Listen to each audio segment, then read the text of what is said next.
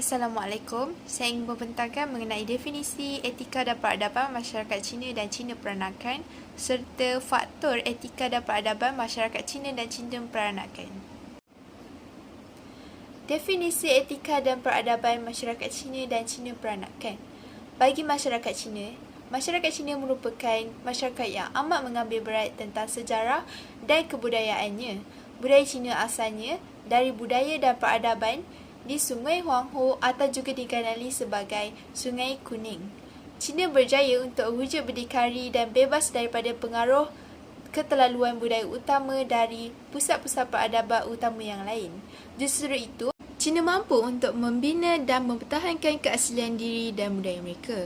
Faktor Cina juga mampu untuk menghadapi ancaman budaya luar, misalnya masyarakatnya yang dikawal dengan peraturan-peraturan kemasyarakatan yang dibuat secara konsensus. Definisi bagi Cina peranakan pula, Baba dan Nyonya ini adalah segolongan berketurunan kaum Cina yang unik kedudukannya di dalam kumpulan etnik yang dinamakan peranakan. Ia terdapat di semenanjung Tanah Melayu, tertumpu di negeri-negeri selat, khususnya di negeri Melaka, di Pulau Pinang Malaysia serta Republik Singapura. Mereka juga dapat ditemukan di negara Gajah Putih, misalnya di Thailand, khususnya di Tanjung Salang, Phuket dan Rudong Ranong. Faktor etika dan peradaban masyarakat Cina dan Cina peranakan bagi adat perkahwinan. Adat perkahwinan masyarakat Cina. Masyarakat Cina ini amat memandang serius tentang perkahwinan. Perkahwinan Cina yang secara tradisi diatur antara keluarga-keluarga berkenaan. Pada asalnya, kebudayaan Cina membenarkan percintaan dengan monogami merupakan norma masyarakat etnik Cina. Sebelum zaman moden, perempuan tidak dibenarkan memilih pasangan untuk berkahwin. Sebaliknya, keluarga pengantin perempuan memilih bakal suaminya. Perkahwinan ini dipilih berdasarkan keperluan untuk nama baik keluarga serta keperluan bapa dan suaminya. Hari perkahwinan akan dilangsungkan setelah bertunang atau mengikut tempoh yang dipersetujui oleh kedua belah pihak. Sebelum tiba hari perkahwinan, sekiranya terdapat kematian di kalangan ahli keluarga bakal pengantin, perkahwinan itu mesti ditangguhkan, misalnya pada tahun hadapan ataupun selama 100 hari. Adalah tidak manis jika mengadakan perkahwinan sewaktu orang lain sedang berkabung kesedihan. Seterusnya, terdapat 3 upacara yang perlu dijalankan oleh masyarakat Cina di Malaysia sewaktu sesuatu perkahwinan itu diadakan, iaitu perkahwinan sivil, upacara minum teh serta jamuan. Bagi perkahwinan sivil, di mana bakal pasangan itu perlu berdaftar terlebih dahulu sebagai suami dan isteri yang sah dari segi undang-undang. Selain itu, upacara minum teh merupakan satu budaya tradisional Cina di mana pengantin baru memberi teh kepada ahli-ahli keluarga yang lebih tua untuk minum sebagai satu tanda pengenalan antara satu sama lain. Dan akhir sekali, jamuan makan. Jamuan makan ini misalnya pada jamuan ini, semua saudara mara dan kawan-kawan akan dijemput. Adat perkahwinan masyarakat Cina peranakan pula, saudagar Cina di Melaka zaman silam gemar memperisterikan dan mempergundikkan wanita Melayu dari semenanjung Tanah Melayu atau Sumatera. Hasilnya, suku Baba dan Nyonya memperlihatkan budaya Cina dan Melayu yang bersinergi. Catatan dari awal abad ke-19 dan awal abad ke-20 menyatakan bahawa lelaki Baba lazimnya mengahwini antara wanita dalam masyarakat peranakan setempat. Ada kalanya keluarga peranakan membawa masuk pengantin dari China atau menghantar anak perempuan ke China untuk mencari suami. Seterusnya, orang peranakan biasanya berkahwin dengan pasangan setempat yang sama darjatnya.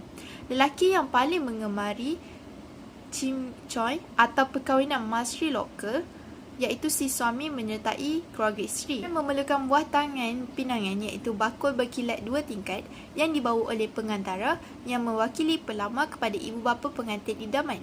Kebanyakan suku peranakan tidak beragama Islam, sebaliknya memelihara adat penyembahan nenek moyang dari kaum Cina, tetapi ada yang memeluk agama Kristian.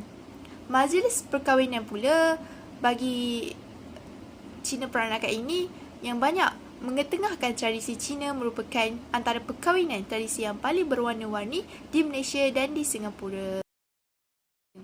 Budaya masyarakat Cina.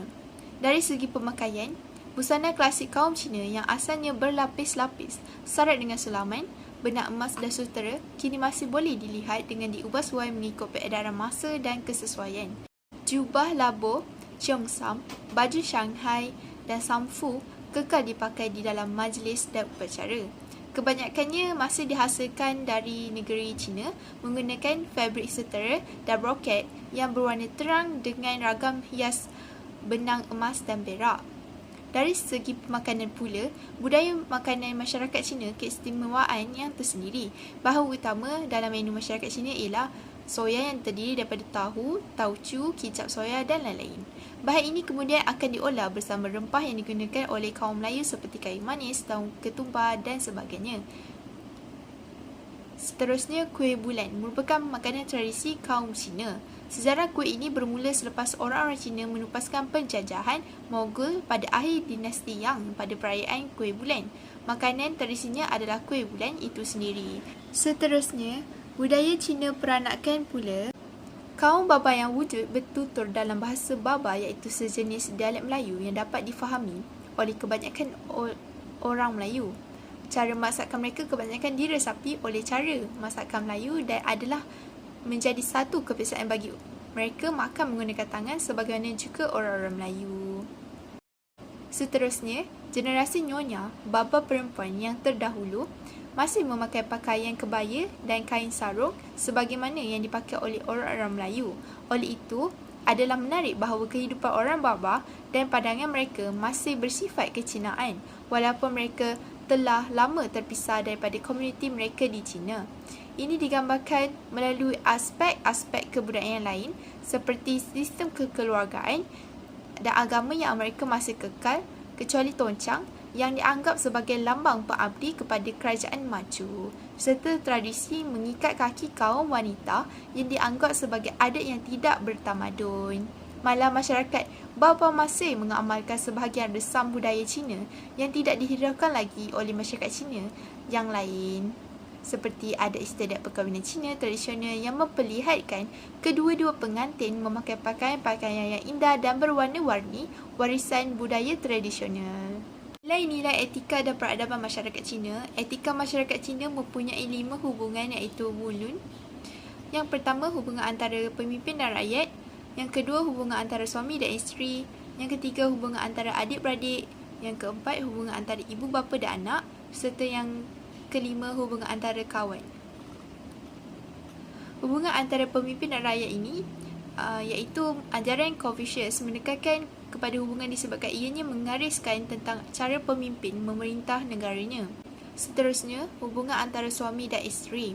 Suami, tanggungjawab yang besar yang merupakan ketua keluarga. Isteri mewakili sifat yin iaitu lebih pasif, bersifat menuruti kata suami serta menghormatinya. Kedua-duanya mestilah saling sayang menyayangi, hormat menghormati dan saling melengkapi agar rumah tangga harmoni. Ketiga, hubungan antara adik-beradik. Sikap sopan santun yang perlu diamalkan antara saudara yang muda dengan lebih tua haruslah bersatu padu, bermuafakat dan saling tolong-menolong demi keharmonian keluarga. Yang keempat, hubungan antara ibu bapa dan anak. Prinsip filial piety, ketaatan dan bakti kepada ibu bapa. Anak-anak juga bertanggungjawab untuk menyembah dan berkorban sembahan roh ibu bapa apabila mereka meninggal dunia. Anak-anak dianggap anak yang tidak taat atau derhaka jika mereka mengabaikan tanggungjawab tersebut. Dan yang terakhir, hubungan antara kawan. Adab antara kawan sama ada hubungan rakan sebaya atau dengan yang lebih tua. Itu saja daripada saya. Saya akan serahkan pembentangan ini kepada rakan pembentang saya iaitu Nur Imah Fatihah binti Abdullah untuk menyambung pembentangan ini. Sekian, terima kasih.